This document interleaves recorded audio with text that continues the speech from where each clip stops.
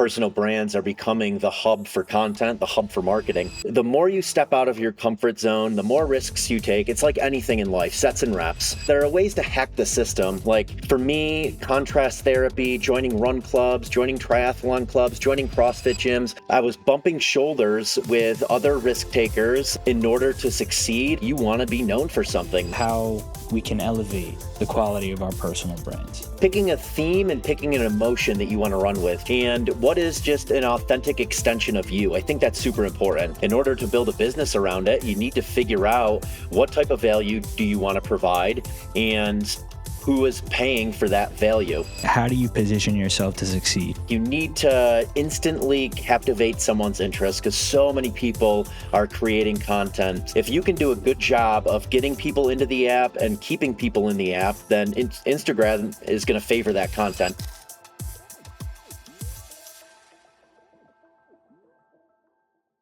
This dude was way ahead of the trend when it came to setting the standard around creating high quality content, brand building, authenticity, and so much more. In fact, he was also on the first rendition of this podcast, Homies at Home, the first, I believe it was 10 episodes, and now we're over 100 into Inside the Inspired. We've had so many premier guests, but at this stage, it's only appropriate to welcome back the legend himself, the angel investor, endurance athlete, multiple-time Kona Ironman, and oh so much more, Mr. Eric Hinman. How are you today, sir? I'm doing awesome. Thanks for having me, Jonathan. Appreciate the kind intro. Hey, man, at this point, you know it's all fact. Like, when you put enough work in. Yeah, I mean, lately it's been enough play, but luckily play is blended in with work for me. So I feel like that's always kind of been the case. Well, I guess not, right? We've kind of talked about in the past thriving chapter versus surviving chapter, and maybe that's an opportune place to start. What was that like, your surviving chapter relative to your thriving chapter now?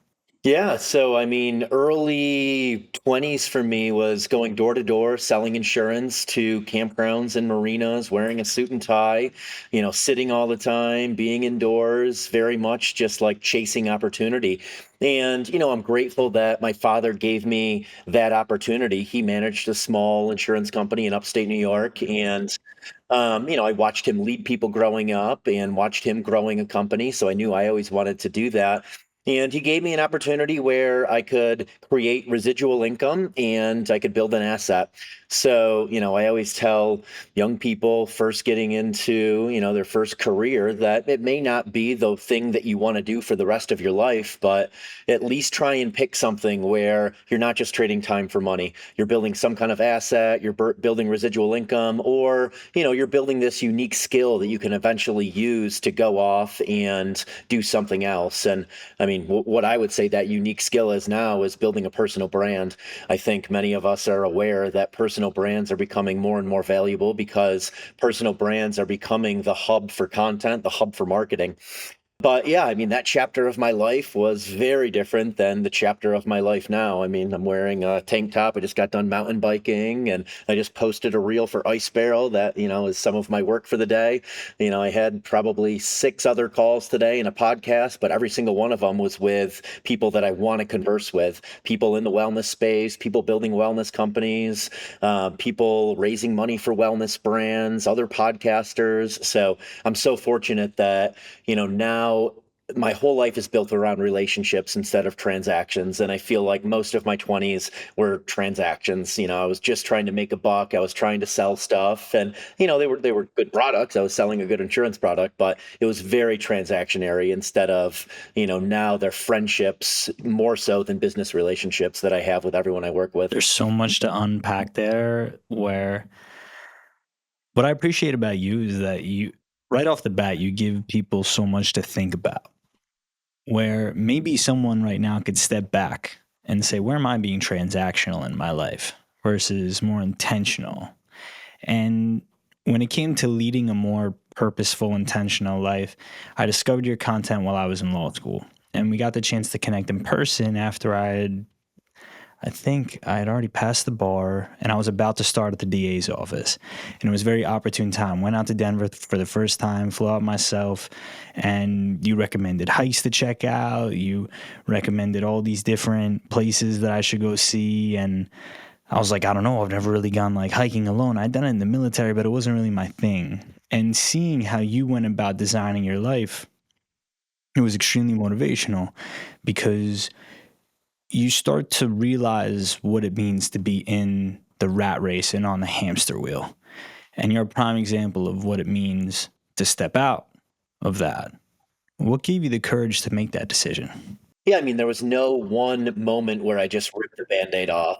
Again, I had built this business that was providing me with a residual income that allowed me to start taking some risks. And, my first risk outside of the insurance business was starting a software company. I partnered with a friend in upstate New York, and we started building mobile applications that we wanted for ourselves that helped us locate where all of the cool restaurants were in New York City and all of the cool shoe shops and hotels. And we started scaling that to other cities around the same time that Yelp was launching and Foursquare was launching. And, we realized that we didn't build it nearly as scalable as they had built it. But I mean, that was my first side hustle. And that was my first time like really doing a passion project and not kind of treating work and play separately. And then I got into Ironmans and CrossFit type workouts in 2010. And in 2013, I partnered with some friends and we opened a CrossFit gym in upstate New York. And, that was my first big risk of like putting a bunch of money into something and creating this brick and mortar space. And, fingers crossed that people would come and they would like what we created. And then through that, I met my business partner in a bunch of restaurants that I opened in upstate New York as well. Fast casual restaurants, reminiscent of the types of places I was going to when I was in LA and New York City. Hip hop music playing, really cool artwork, really vibey. And good food, single ingredient foods. Like at that time, I was really into bowls. I had, a bowl for lunch and a bowl for dinner of meat and vegetables and good sauces. So that's what we created at that restaurant. The more you step out of your comfort zone, the more risks you take. It's like anything in life, sets and reps. The more you do it, the more comfortable you're going to become doing it. And, the first time I ever knocked on someone's door for insurance, like I was sweating profusely. I was scared shitless. Like I didn't want to hear no. I didn't want to, I didn't want that to deflate my ego. And, it took 6 months of doing that in order to start feeling comfortable of someone saying, no, like, I don't want to talk to you right now. I don't need insurance. And I was just like, okay, it's not me, it's you. You don't need insurance. I get it. I'll go to the next one. But yeah, I mean, I feel like you take things personally early on when you're selling things. And you also take things personally when you fail at something. But, you have to realize, and the more people I've met through the years, like everyone has failures. Failures are what teach people, what not to do again. And over time, you start to build these skills in this network. So failing is less of a risk. You kind of know the formula if you're staying in your lane and you're just, building a new mousetrap. But yeah, ultimately it's, have a side hustle, do something that's a hobby. I would never tell someone to quit their job if they have a family and mortgage and kids. But, there are ways to just kind of side hustle and there are ways to hack the system. Like for me, contrast therapy, joining run clubs, joining triathlon clubs, joining CrossFit gyms, those were hacks to the system where I was bumping shoulders with other risk takers and people that I wanted to interact with. We were bonding over discomfort, and you can form friendships and relationships with people really fast by doing those things. So I feel like that was my hack of building this incredible network of people and friends around me, is just going places where chance encounters with like-minded people can happen, and know that you're going to bond with people faster if you're doing something uncomfortable together. So a lot of that for me now is inviting people over to the house every single night to do contrast therapy. There's people in my sauna right now, doing contrast therapy. And we have, 5 to 10 people over every single night. And, that's how I build my network now. And, that's where I'm able to easily meet new people. Community is definitely a valuable lesson that I've learned from you as well. And as someone who didn't embrace the concept as much, just because you spend so much time in, or I spent so much time in school and earning degrees, working in the public sector, now in the private sector, even in New York. Only recently this year that I really tap into the power of community and start to fully understand what it is. There's a difference between community and friends, I've come to find, Hmm. and acquaintances. In community, there's a like mindedness that people are driven by the same North Star, same purpose. And that is pretty eye opening to me. I joined a run club, Zach Grobes Run Club. We got connected through a mutual friend, and he ends up coming on the podcast. I ran into Dan Churchill again. He ends up coming on the podcast. Met another friend who also a fantastic human. And as a result of this run club, I'm running the fastest miles on long runs that I've ever run in my entire life, and Hmm. it's all like sub sevens, like and. I'm like over 190 at this point. So like for me, that's I'm pretty happy about that. As a marathoner endurance athlete yourself, I know that there's a different scale for your skill set, obviously. But at this stage, it's just so empowering to see how like minded people can force you to push yourself. And discomfort Hmm. is a regular element of your schedule. And I mentioned it at the top, chasing perfect days. Please elaborate on the concept for those who are unfamiliar. Yeah, so 15 years ago, when I first got into Ironman, I started just feeling so much more fulfilled from the long runs I was going on, the people I was meeting, progressing in triathlon, progressing in biking and swimming, learning new skills. And, obviously exercise was a component of that endorphin rush that I would get post exercise. But also, like, I was completely present in what I was doing during those activities. I was in nature, heart rate elevated, not wishing I was anywhere else, not wishing I was doing anything else. I started to associate exercise with well-being as opposed to exercise to the way you look physically, which, previous to triathlon, that's what I associated it with. It was, I want to look good on spring break in college. That's what exercise was to me in college.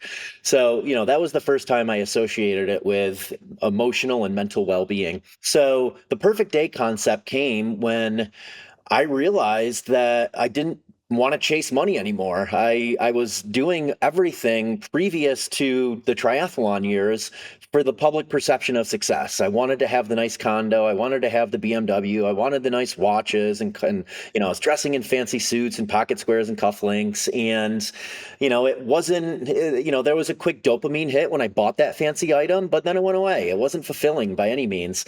Where the triathlon years, they were so fulfilling. My training sessions, the races, the conversations, the people, all of it was so fulfilling. So I started making these lists of all of the activities I was doing where I was completely present, all of the conversations, all of the people, all of the environments where I was just completely in the moment. I felt like I was getting value and giving value.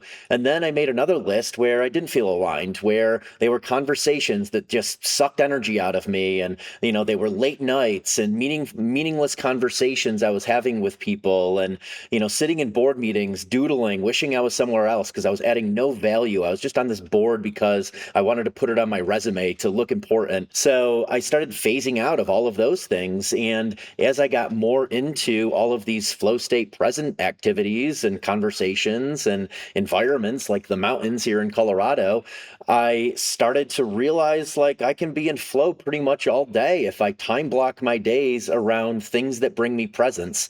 And, a lot of that is, building businesses and having conversations with people where I feel like I'm giving value and getting value. It's not just exercise all day, although on Instagram it might be perceived as that. But, I wrote out these buckets of this is how I want to spend my day, and this is how I want to time block it.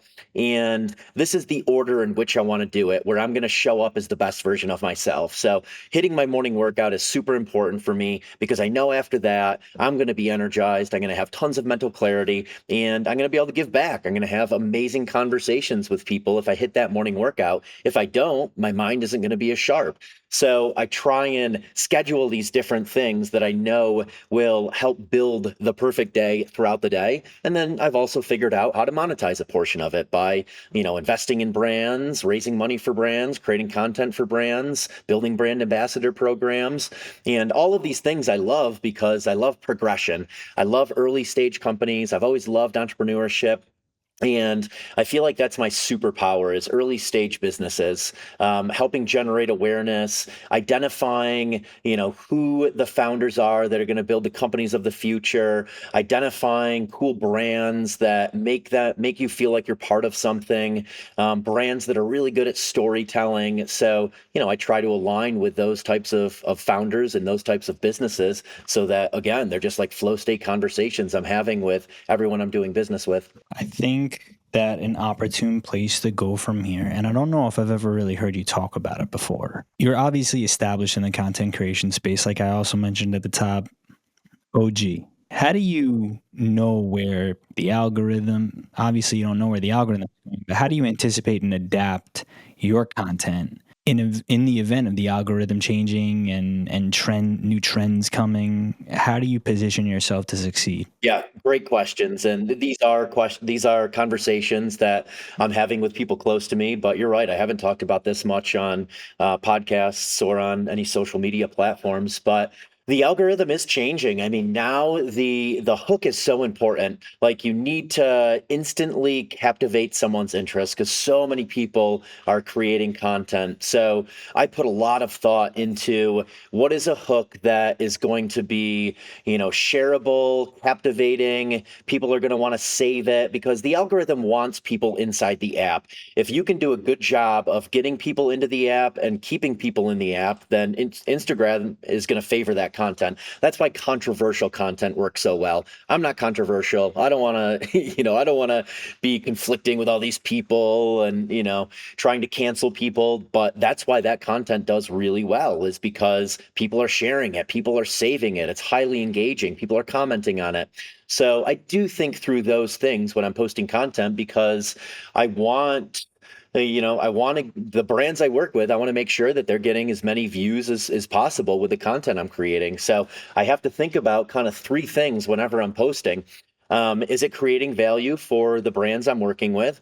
Is it creating value for my audience? So that's often why I like sharing stories of my life that are unique to me. And then is it something that the Instagram algorithm is going to favor? Raw content is certainly performing much better than highly cinematic, high production content now. So, I'm shooting pretty much everything on my iPhone with myself. Very rarely do I have any kind of, photographer or videographer with me to shoot cinematic content. That doesn't seem to be performing well right now. But yeah, that hook is so important. So that's where a lot of my thought is on, what is that instant captivating thing? And then what is a story I can tell from my life that is unique to me that, no one else has experienced in my life. I don't like preaching. I don't like selling. I like telling stories. I'll tell you, what's worked for me, what hasn't worked for me, interesting things that have happened throughout my life and, tidbits that I do every single day, like meeting at least one new person every single day, that compounds over time. Same with the compounding consistencies of exercise every single day, time blocking, so important. So I have these little kind of lifestyle design themes where I share stories around my life. And I feel like that's also a nice segue. Thank you for sharing that, by the way. That outline for how you go about curating your content, especially in light of shifts and changes. Adaptability is so important. And it's obviously a Mhm. skill that you've honed over time through failure, through your surviving chapter. And I think an opportune place to go from here would be you've outlined chasing perfect days, lifestyle design. These concepts may seem foreign to people outside of your community, my community, and maybe you're meeting someone for the first time. Maybe they hear concepts like frameworks, systems, processes. How do all of these concepts overlap and how do you implement them into your day? Well, time blocking is the most important one to me. Like I do certain things at certain times. So for me, the mornings are built around something I'm not going to get to later in the day. That's generally when I have the least amount of messages coming in. I get up pretty early, so no one else is awake in the house.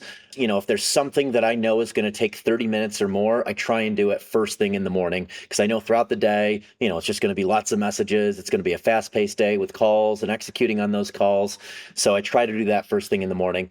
And then I also plan out my day. I plan out my workouts for the day. I look to see who I have calls with and just kind of plan out structure for those calls, and who I might want to introduce people to from those calls, what podcasts I'm on, do a little research on them. And then I head to the gym around 8 a.m., working out from about 8:30 until 10:30. And then I schedule all of my calls immediately after that. So from 10:30 until about 1:30, I'm generally either doing podcasts or brand calls. And that's because I know that's when I'm going to be the sharpest. My mind is going to be on fire from that first workout. And then 1:30, after about 3 hours of, using lots of cognition, I know that I'm probably going to start to fade a bit. So I'll go off into the mountains and mountain bike or trail run. And I call that my moving meditation, where it's just kind of a reset to set me up for another work sprint. 3 to 5, another work block, very similar from 10:30 to 1:30. And then 5 until 7 is generally when I'm doing contrast therapy, community time, meeting new people. That's when I take in-person meetings, and I'm getting in my physical, mental, and emotional recovery during that time period. Doing contrast therapy, going from a hot sauna at about 200 degrees into an ice barrel at about 40 to 50 degrees, depending on the time of year and how much ice or snow we have in the ice barrel. And then a wind down routine from 7 until 9, dinner, and then I'll watch YouTube and just try and learn something in the evening before going to bed around 9 or 9:30. One of the big things is I avoid highly stimulating environments late at night to get good sleep. So I'm not going out to late night concerts. I'm not hosting big parties late at night. I want to wind down so that my mind isn't racing throughout the night. 6 a.m. until 7 p.m. is so important to me, and I don't want to affect those hours by doing something after 7 or 8 p.m. that affects my sleep. What I appreciate about the way that you operate is that there's a focus and there's intentional design. We talked about it, lifestyle design, chasing perfect days. And now you've given some color to the frameworks and systems that you've been using for a while now. This is proven over time. Some of the systems that have, in my view, helped me gain more clarity that I've learned from you is like you were saying, writing down all the times that you're in alignment, right? But I think the exercise that gave me the most value was if you look at your perfect day and you write it out, you start to realize how many of those things you can actually do intentionally on a daily basis, right? Whether it's that cup of coffee, that workout, that TV show, or the time you go to sleep, the people you surround yourself with, how many of the things are actually within your control that you could design intentionally into your day? And that is probably, as a lifestyle entrepreneur, creator, however anyone wants to categorize Eric Hinman, which I would probably say is pretty difficult to put you in one bucket. That has been one of the greatest additions to the quality of my life that I can candidly say, like, thank you, man. Thank you. So, as we kind of shift gears, reading is also a very important pillar in the systems and processes that you implement on a day to day. What are you reading now? Yeah. So I watch a lot of podcasts and listen to a lot of podcasts. That's been more my jam the last couple of years. My First Million, I've really been enjoying. I actually just met Sam Parr, Oh, who's one so of cool. the hosts of the podcast in Austin at Squatch at the in a sauna, of course. So I really like their podcast. I mean, the last couple of years for me, I've really stepped back into the building of businesses phase. And prior to that, I was much more into training for CrossFit, training for endurance, and just exploring Colorado. But these last 2 to 4 years, I've really stepped back into investing in brands and helping others build businesses, and kind of building my own business side by side along with the brands I work with. with. So their podcast I've really enjoyed lately. Lots of incredible entrepreneurs they interview. They kind of break down companies and how the companies grew to where they are. So I've been enjoying their podcast a lot. The other podcasts I listen to are Chris Williamson. He's obviously really come on the scene in Austin. He has some really good guests. I certainly tune into Huberman here and there, just to hear his takes on various things that I've implemented into my life. It's just kind of cool understanding some of the science behind it, because I always consider myself just a one-man scientist of like, I'll try things for a bit and see if it works for me. And if it does, I'll keep doing it. If it doesn't, then I don't keep doing it and I'll shift to something else. And then, I'll just pick and choose like people I'm really interested in, maybe someone who I'm about to meet or, just met. I'll search them and look for podcasts they've been on and learn stuff about them.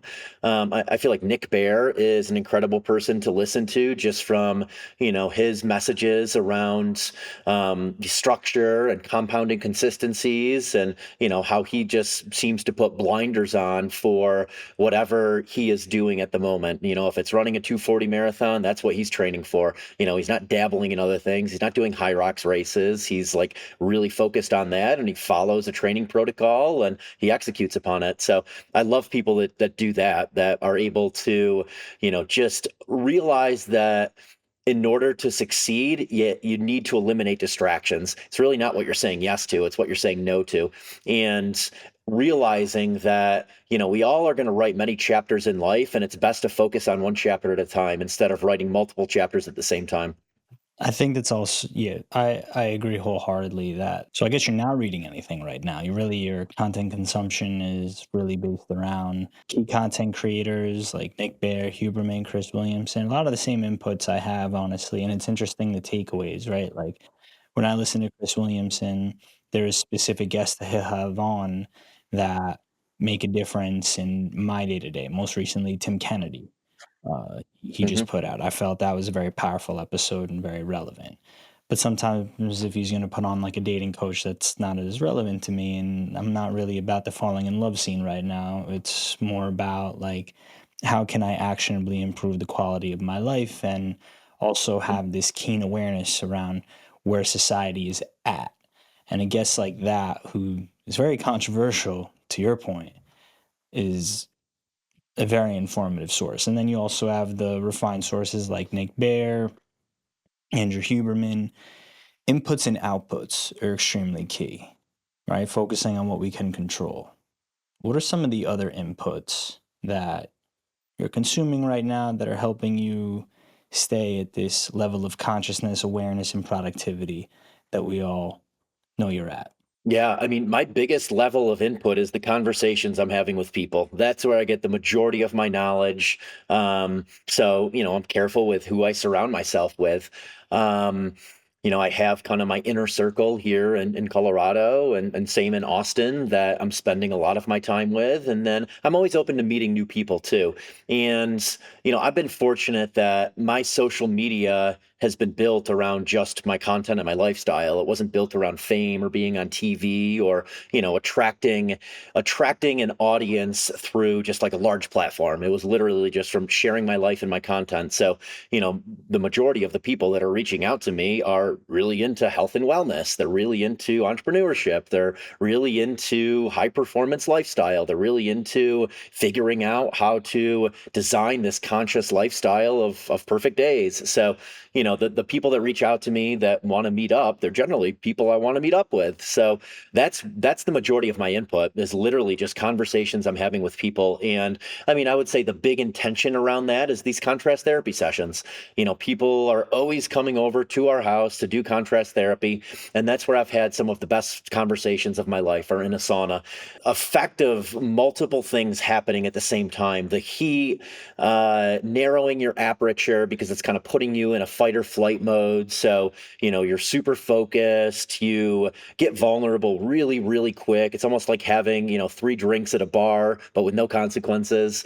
And you're in this hot, small room where your phone is going to overheat. So you're not bombarded with any distractions. You're just captive and intentional with the people that you're with in that sauna. So that's where the majority of these deep conversations are happening. And that's where I schedule the majority majority of my in-person meetings are in saunas, and I found that's where I have the best conversations. So yeah, the majority of the conversations I have are in person or, with people on social media. Like I always have people reaching out and, I love doing podcasts. I love chatting with people in the wellness space. So I'm constantly chatting with founders of wellness brands and investors in wellness brands. And, honestly, through those conversations, I get all of the information I could possibly want. I'm not tuning into the news. I'm not tuning into negativity, sometimes to a fault. Like I don't really know what's going on in the world at most times unless someone told me about it. But I don't watch the news. I don't watch TV. I like in-person conversations. That presence of mind is definitely also a very valuable habit. The kind of shifting gears, I was interviewing Brian Mazza recently. He was talking about how each of you were all about brand building and Hmm. from a partnership, a camaraderie, all the different elements. I got his take on personal branding. You alluded to it earlier. I think we're kind of past the 101 stage of personal branding. People kind of know like your brand is a reputation, the things that you like, feel, and do, the personal stories you experience. You kind of alluded to some of the ways you go about it. And we also talked about the shifting landscape. I'm curious though, for the intermediate to advanced creators that are taking another step, myself included, I'm asking the question selfishly. Maybe you could share some insight into how we can elevate the quality of our personal brands. I mean, being a thought leader, picking a theme and running with it, thinking of yourself as the Kardashians. The Kardashians created something special with their reality TV show. You knew exactly what you were going to get every single time, but there was this element of surprise of like, what are they going to be doing this time? And that's a lot of social media is like, you want to be known for something. Many of the accounts I follow, I know exactly what I'm getting from it. My buddy Cold Plunge Cam, like, I know that his whole account is built around cold exposure and how it's benefited his mental health journey. My friend Evan Slaughter, Fit to Serve, I consider him the funniest man on the internet. His whole account is around, making fun of himself for, unfortunately getting somewhat out of weight. And now he's on this journey of getting fit again. And he just kind of makes fun of himself. And his content is so funny. Like he's who I go to for a laugh each day. So, like, being known for something is so important, being a thought leader in a certain space, and then, picking a theme and picking an emotion that you want to run with. Do you want to make people laugh? Do you want to be controversial? Do you want to inspire people? Like figuring out what that is for you and what is just an authentic extension of you. I think that's super important. Like I'm pretty funny, but I'm probably much better at inspiring people. So I generally run with the inspiration theme, even though I would love to throw in some funny stuff. It's not really what, is the perfect extension of me. I know that my journey is the most unique thing to me of where I was in my late 20s and where I am now in my 40s. So, I want everything I put out to be an extension of that, of, what journey I've gone through and who I am and what I did. So I think that's super important. And then obviously, most of us are trying to figure out a way to build a business around this. So, in order to build a business around it, you need to figure out what type of value do you want to provide and who is paying for that value. So, for me, like I work with a lot of brands, so I provide a return on the brand's investment in me working with them. Many people come out with their own product or service, and that's obviously another way to sell to someone is adding value through the products or services or content that you're providing. But yeah, figure out what that unique value is that you can monetize, and then who is your perfect customer? What is that product market fit that you want to have? All value driven insights, and I think definitely advice that I'm looking forward to taking to heart and acting on. There's a question that I pose to all my guests that I'm not going to pose to you as we round this thing out. If the future version of yourself from 10 years from now were to fly in and offer you some advice in order to get there, what do you think he would say to you? So I've always been really, really obsessed with progress and building things.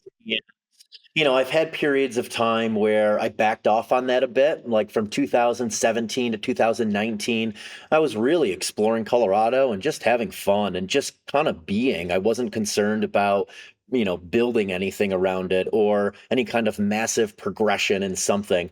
And, I feel like I've certainly fallen back into that trap of like every day, like I got to push the ball forward a little bit. I got to create a bunch of content. I want to, have really good conversations and add values for the brands I'm working with. I want to progress in CrossFit. I want to get better at mountain biking. And, I'm kind of in this progression hamster wheel again. So I think, 10 years out, that person would tell me like, just chill a little bit, like be happy with just where you are and that view you're looking at and just being as opposed to like continuing to build and continuing to build. And I think I'll get to a point where right now I feel like I have a tiger by the tail. And, when you have a tiger by the tail, like I always tell people, like, hang on for a bit, see where it takes you. And I kind of feel like I have that right now. I don't want to look back and be like, shit, I wish I did that. I had this opportunity to go there and do that with this person. And, I said no to it. So I'm just kind of holding the tiger by the tail right now. But eventually I want to slow down a bit again and, get back to more just like being and just like taking in the view and taking in the sunrise and sunset. And, I feel like I have this chapter ahead of me in Kauai. I love Kauai. And, I feel like that's a place where I always feel like I can just be. And I'm just happy just looking at the view and the ocean and being in the mountains there. And it's so lush. So that's the place where I'll eventually go to slow down a bit and chill. Please let the audience know where they can keep up with your journey. You bet. Best place is my Instagram, which is just my name, Eric Hinman. Ladies and gentlemen, Mr. Eric Hinman, thank you so much for the time.